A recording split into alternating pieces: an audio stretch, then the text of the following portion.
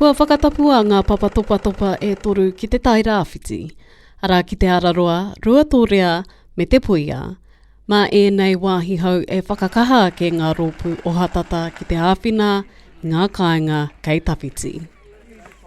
For years, Ngāti Porou's rugged geography and long distance have made it difficult for emergency crews to reach whānau quickly. Those challenges became even clearer during Cyclone Gabrielle, when entire communities were cut off and helicopters became a lifeline.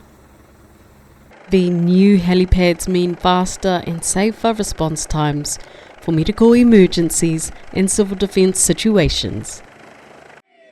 Te Runanganui o Ngāti Porou and the Haukainga worked alongside emergency teams to bring the project to life.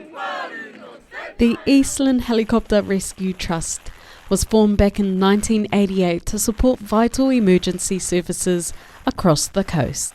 Its current chair, Ian Parker, says the new helipads will make a real difference for isolated communities.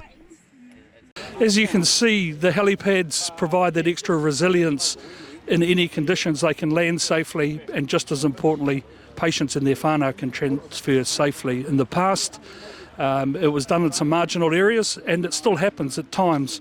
But as we're working with our first responders up here, transition is extremely safe for the patients, but also for the workers. In Ruatōria, one of the pads carry a special dedication, named in honour of a local man whose life of service is still remembered today.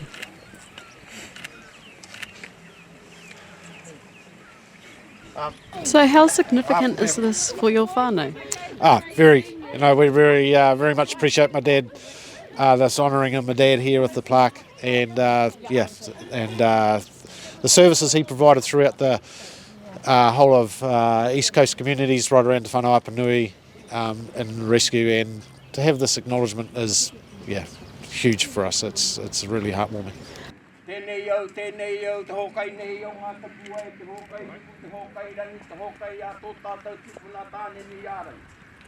Kua mutu ngā karakia, kua rite ngā papatopa nei mā ngā mahinga I tēnei pito o te tairawhiti. He āhuatanga pūmau hei manaaki I ngā kāinga, e haere ake nei.